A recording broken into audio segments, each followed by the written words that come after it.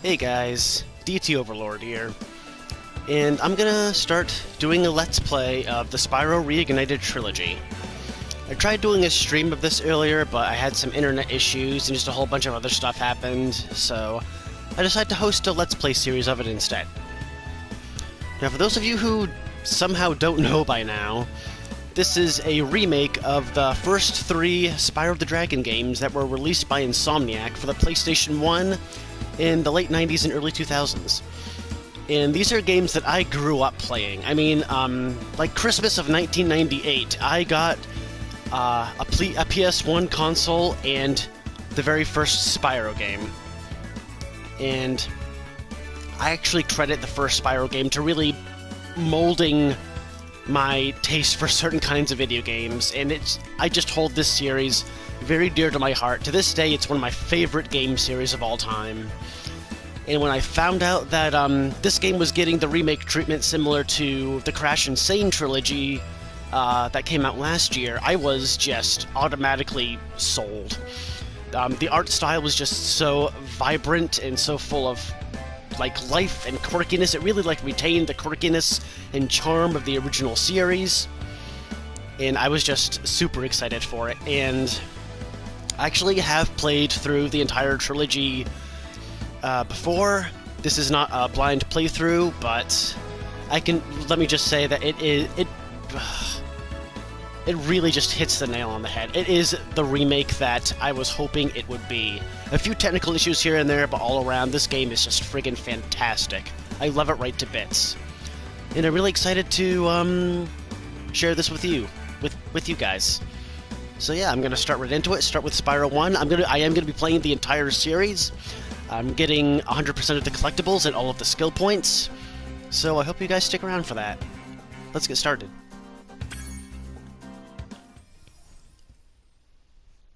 In the world of dragons.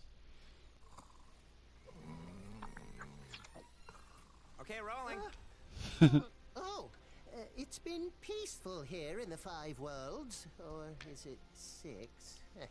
For a dragon's age, we now have 12,000 treasure, or is it 14,000? What about this Ganasty Ganok character? Now, I understand he's found a magic spell to turn gems into warriors for his cause. I'll take that question. Nasty Nork is a simple creature. Simple? He has been contained in a remote world and is no threat to the Dragon Kingdom. No threat? Besides, he is ugly. Oh, it's going down. That does it! I don't think he liked that.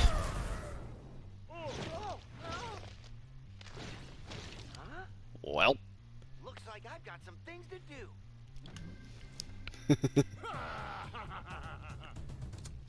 God, I remember when I first saw that cutscene, I was just automatically blown away. Because I knew that Toys for Bob, the developers of this game, were going to be taking quite a lot of creative liberties, and just from the first cutscene alone, you know that's the case. Because in the original, that cutscene was made to look like it was some sort of news program, but it didn't have the fact that Nasty was like watching it on the TV. Has a really nice touch. My God, just look at this game. Look at how much detail there is in Spyro alone. I mean, look at how the grass even moves with him like wagging his tail. Just this game, just from first glance alone, just blows me the heck away. Rescued Nestor. The dragon that starts it all. Starts off our journey. Thank you for releasing me, Spyro. NPO. Free 10 dragons in the Artisan world, then find the balloonist. He'll transport you to the next world. What about Nasty Nork? I'm going after him. Find dragons first. That's all I can tell you. Some help you were. Also, I'm going to turn the volume up just a little bit. That should be good. Alright, let our journey begin. Yeah. One of the main collectibles in this game are gems. They're scattered all throughout the lands, and there's in this game there's in between 100 and 500 per level. And they're just like the jewels that, you know how in a lot of mythologies dragons tend to hoard treasure. And Nasty Nork went and just scattered them all throughout the lands and even transformed some of them into his army, his evil army of Gnorcs. And for those of you who are curious, Gnorc, which is spelled Gnork, is a cross between a gnome and an orc. So, a little bit of a tidbit for you in case you didn't know. Delbin. Where's Nasty Nork? I'll torch him. Keep your horns on, Spyro. You have much to learn first. Do you know what the dragonfly following you is doing? His name is Sparks, and he's helping and protecting you. Keep an eye on him and see what I mean. I will do that, sir. That's one major thing that's like a big difference, especially in this game. You'll see that all of the dragons that you free... Let me get these guys really quick. Yeah, all the dragons that you free have like distinct looks and models and like have little tidbits to their character. Like that guy was like painting a picture of Sparks.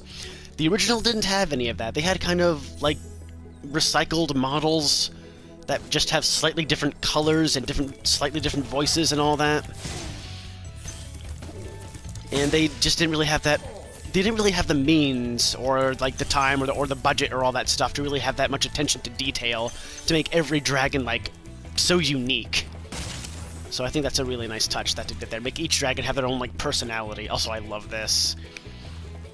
I know in the original, these little baskets right here, they did have the eyes poke up, but the hands, they didn't have that. Make it seem like there's an actual creature in there. But nope, just an extra life.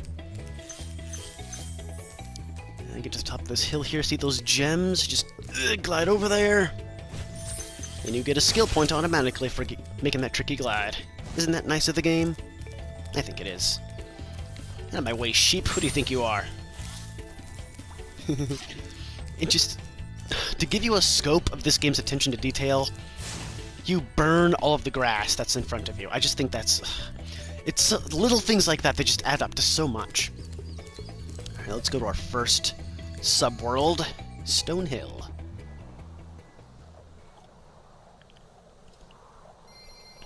Also, these are really cool loading screens because you can move around a little bit, you can do barrel rolls, and you can flame. And you can really see how the flame emanating from Spyro's mouth actually illuminates his face when he does it. That's so cool. Most of this playthrough is just going to be me geeking out about the game. So, if that's what you're into, then there's plenty to be had here. This guy. Might as well go in here first, because all there is just a bunch of gems and a dragon.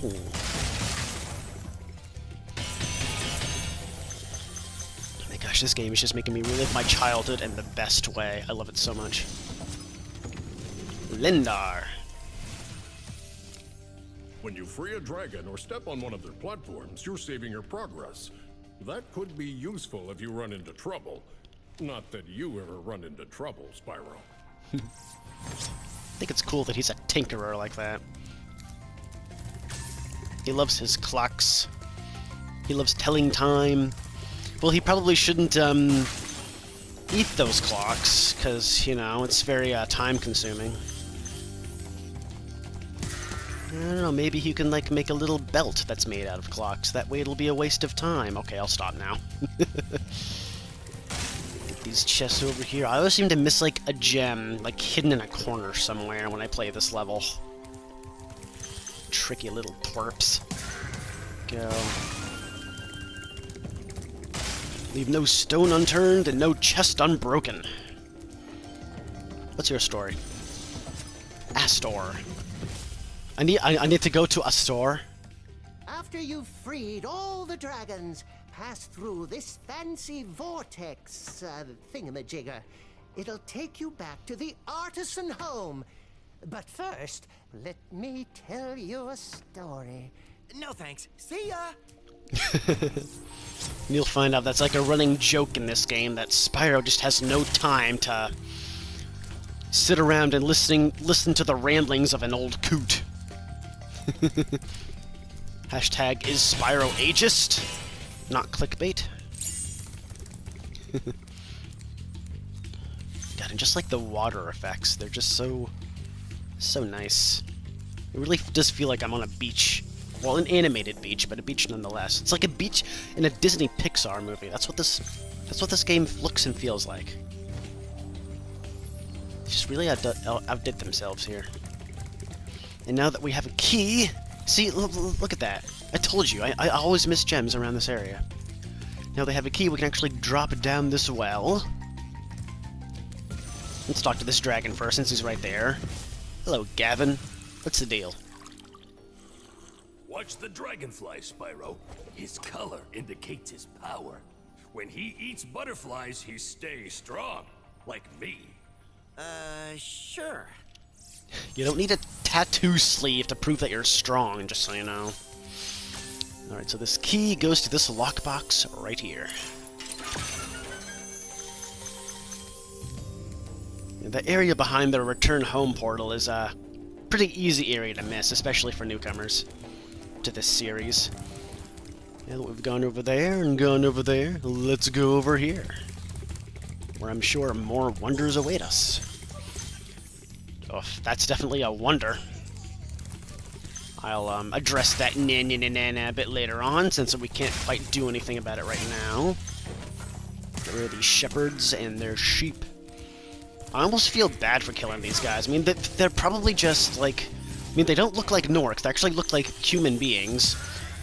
And I'm probably just disrupting their work as a shepherd. They're probably just going about their day, shepherding sheep and doing all that good stuff, and then all of a sudden a dragon shows up and just messes everything up for them, just ruins their day.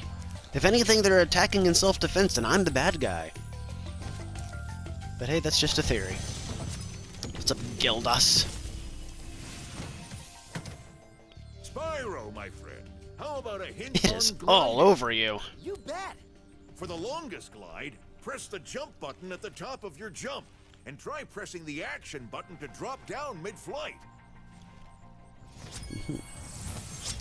See, as a person who's played this game for 20 years, it's really odd to hear them say, oh, well, press the jump button and press the action button, because this game was originally just exclusively for the PS1 console, so they said the X button and the triangle button and all that good stuff. But since this game is multi-platform, they had to change it up a little bit, so they didn't have to keep on re-recording lines.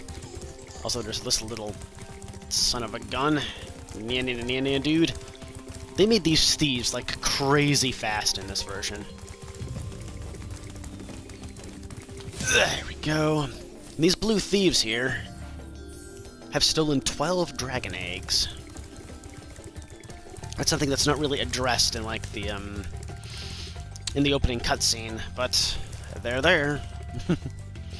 Alright, and there's another skill point here, this little tulip that's, like, nestled in between these towers here. If you flame it, automatic skill point. Bob's your uncle. Alright, before we go over to that tower over there, because that's where the return home portal is, let's clean up these gems that are, like, hidden in the hills here. And also go over here. Oh my god, invisible wall! God, that ripple effect looks so nice. And I remember in the original game, I believe all of the gems are, like, in the same places that they were in the original game, with maybe a few tweaked to account for, like, new geometry.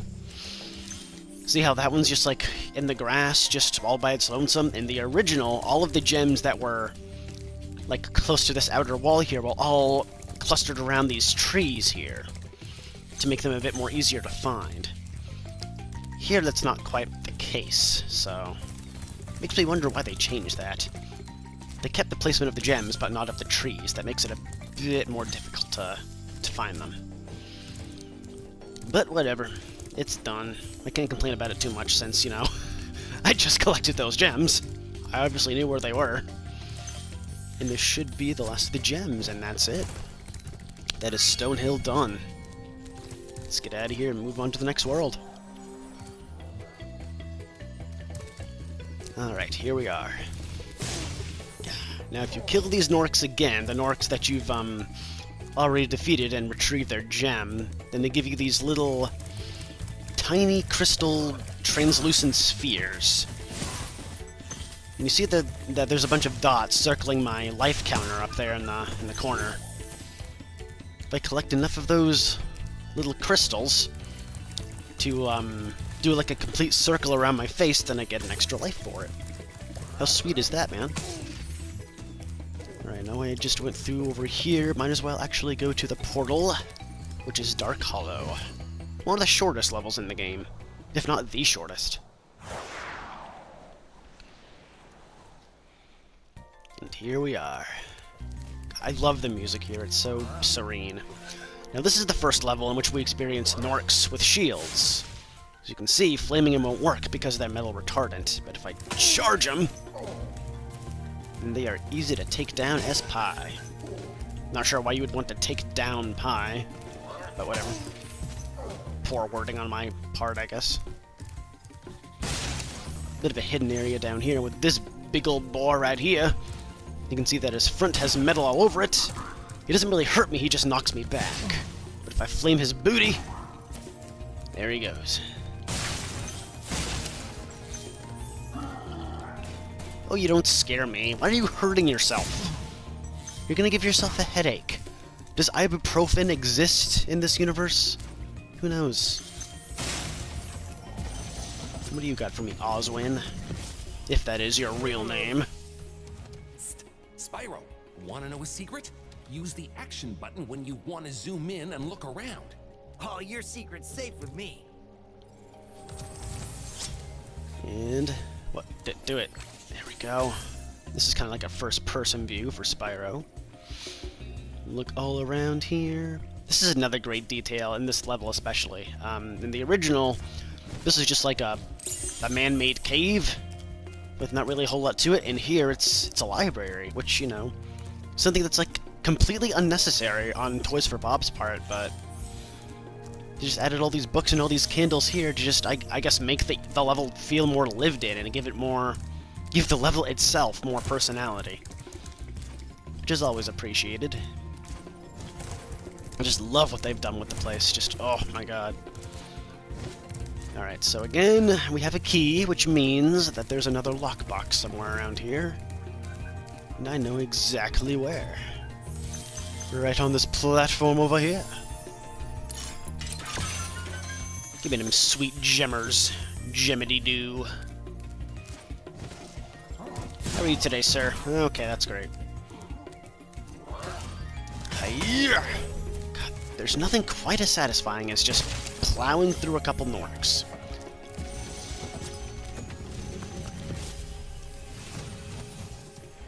Oh, it's you.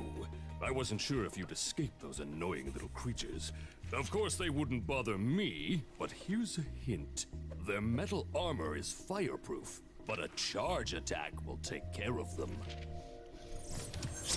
Which is something that I pretty much have already established, but thank you anyway. Your wise words will not go unnoticed. Yeah. And there's just a lone gem over here, Lord knows why. Let's actually get a couple of these frogs. Because also, if Sparks, her little dragonfly companion, devours 10 butterflies, I think, then the 10th one will grant him and Spyro an extra life. Oh, okay, that was stupid. It's just one hit, I'll live. A couple secret areas over here. Isn't that lovely? I love how there's actual collision when you fly into things now, like, boop! Just bop your head and then you just go plummeting downward.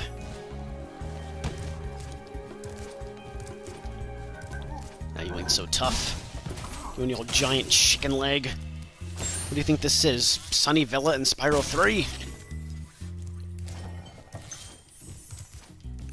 Alright, I believe the last of the gems and the last dragon are both over here.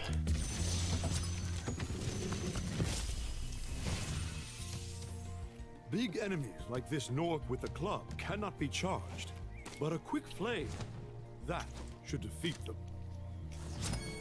Good to know. Also, I'm guessing you're a Shakespeare fan. I can get behind that. should be 100%. Yeah, let's get out of here. Alright. There's only a couple levels left in this whole world.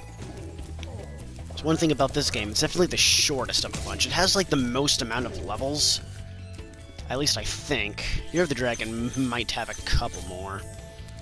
But this one has, like, probably, like, one of the largest quantities, and yet it's easily the shortest of the series. Hey, Spyro, press the jump button twice to glide. And don't be afraid. Afraid? Of what? Falling from high mountain peaks? Plummeting into prehistoric glaciers? Oh, that. I love that awkward little face he has. Oh joy. Stop burgling! You will burgle no more. Yeah, the main reason why the first game is considerably shorter than the other ones is that this is the only game in the series that's not, like, heavily task-based. The other games had, like, little mini-games that you could do. Also, we're going to Town Square. And, like, different vehicles that you could pilot, and just all these sorts of, like... It actually had NPCs in the game that you could actually talk to and say, hey, Spyro, could you do this for me? If you do, then I'll give you a reward. This game has essentially none of that. It's just running around freeing dragons and collecting gems. So really, this game is just more about exploration and, like, finding secret areas than it is, like, doing minigames and stuff. Which is fine. I honestly do prefer the sequels to the first one. Mostly because it's, like, more fully featured and has more characters and stuff and more worlds, more stuff to do. But there's just something so charming about the first game that's just... I think I connect to it the most nostalgically. Welcome to Town Square, Spyro. Make sure to get my good side. Begin exploring by gliding to that area with the bulls. Use the right stick to get a good look. I think I will. Especially considering that the right stick in the original game does absolutely nothing. Because, upon the release of the first game, inlock controls didn't really exist. Also, I love how when you charge these guys, their horns get stuck right into the ground. Which, oddly enough, if you have all of the bull's horns stuck in the ground at once, it's worth another skill point. So that's good to have. Glide over here. Gosh, this game gives out lives like Crash Bandicoot 1 does. What do you got for me? Devlin. Oh, that's a cake. Thanks, Yum. Spyro. I had the worst itch on the tip of my wing. Did you know that you get your longest glides by pressing the jump button at the very top of your jump? I did know that. Wait, come back with that cake. Come back, come back, come back, come back! I want the cake! It looks delicious! Darn it. Why you gotta taunt me like that? That cake looked amazing. Oh, you stop that. I'll get to you later. First, let's go over to this area. All these chickens. Oh, whoa. That was weird. Now, Spyro turns a lot wider in this game when he charges. All these, get this guy, the Matador, and this guy. And hey, there's the return home portal. That looked like it was all of the bulls, so why didn't we get the skill points? And also, where are the rest of the gems? Well, maybe they're up there. How do we get up there, you ask? Let's ask this guy for directions. Spyro, did you see a man dressed in blue running around here? He's a thief, and he's stolen a dragon egg. You've got to track him down and get that egg! Run! Run! I'm getting a little winded. I remember, my dad used to play this game with me. He was a big Spyro fan, too. I love how they flail around like that. He was a big Spyro fan back when I was a kid, and that line from that dragon, "I'm feeling a little winded," that made him laugh, and laugh hard every time. Alright, so this is a bit of a tricky glide to make. And I'm making my first try. Nice. And then this guy, my god, this guy is annoying. Pretty much the only time you can get him is if he is in mid-air. Yes! Excellent. And he lands over there. Nice. Classy. I like it. Good. More of that. Before we move on, let's get the rest of these gems that are laying around.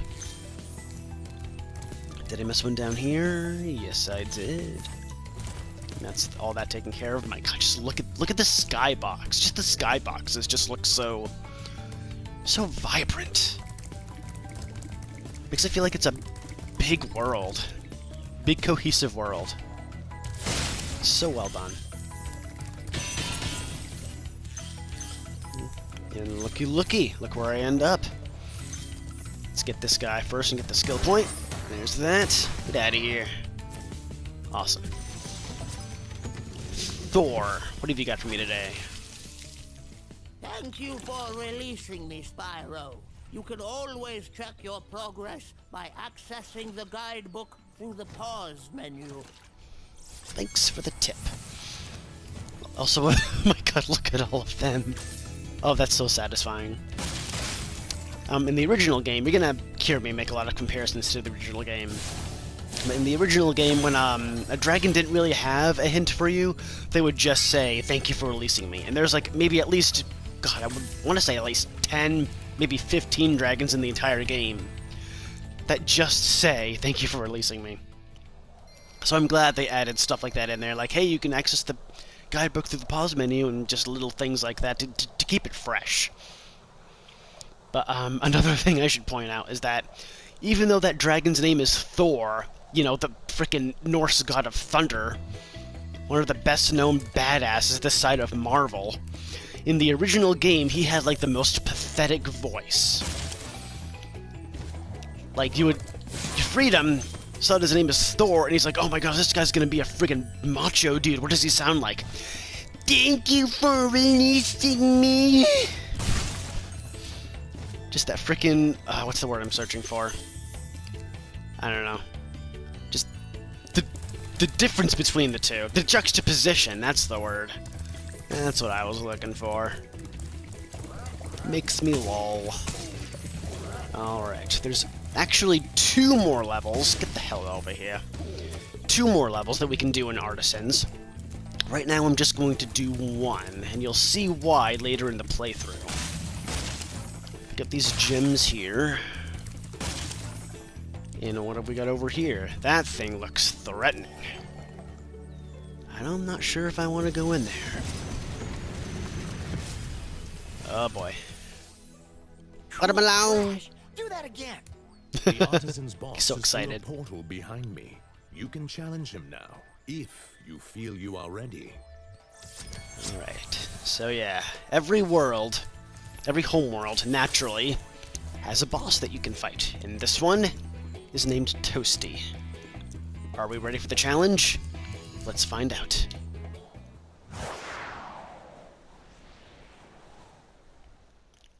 Here we are. And unlike a lot of,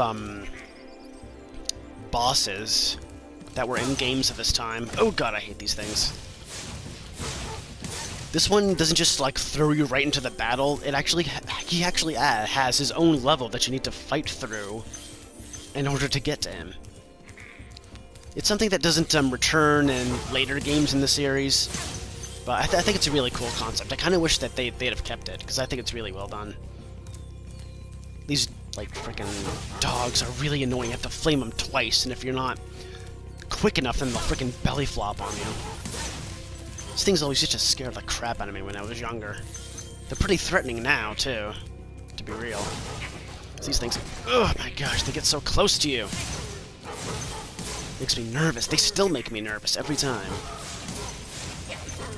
Oh, haha, too short for you to get to. This guy, there's a dragon over there. However, there's a bit of an out-of-the-way area over here. And be careful of this sleeping dog right here. Oh, you did not just do that to me. How could you? I thought we had something special. Alright, That's done. Just a few extra collectibles. Let's free this dude, whose name is Nevin. Nasty Nork has put one of his most devious henchmen in charge of the artisan world. Bring him on! I think I smell a barbecue. Be careful, Spyro. Toasty has many tricks up his sleeve. Does he now? Well, then I'll be on my guard. I gotta look at him. He looks so creepy. Creepy scarecrow dude. Oh my god, he looks threatening, doesn't he? He's not so tough. The way he walks, my gosh, I love it. So awkward.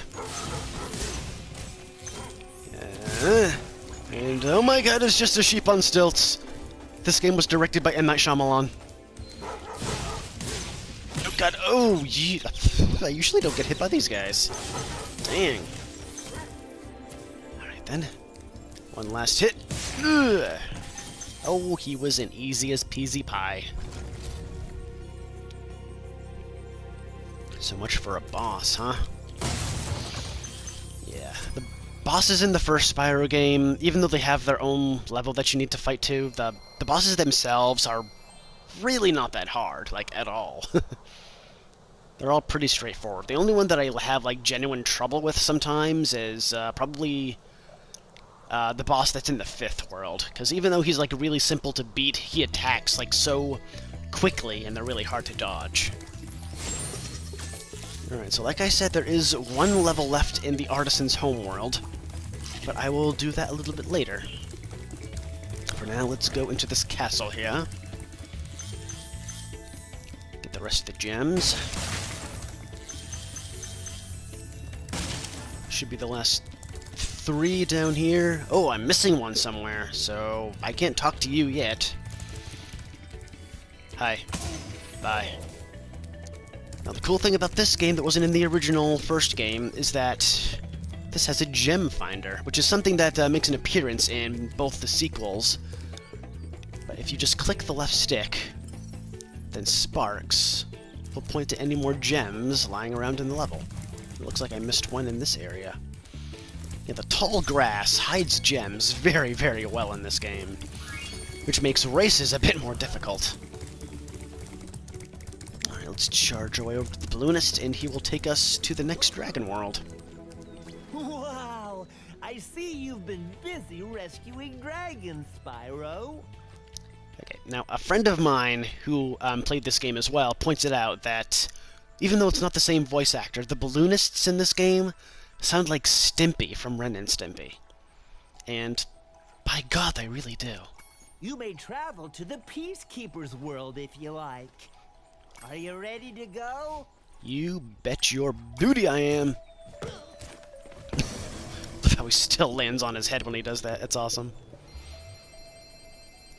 Alright. Let's keep the peace.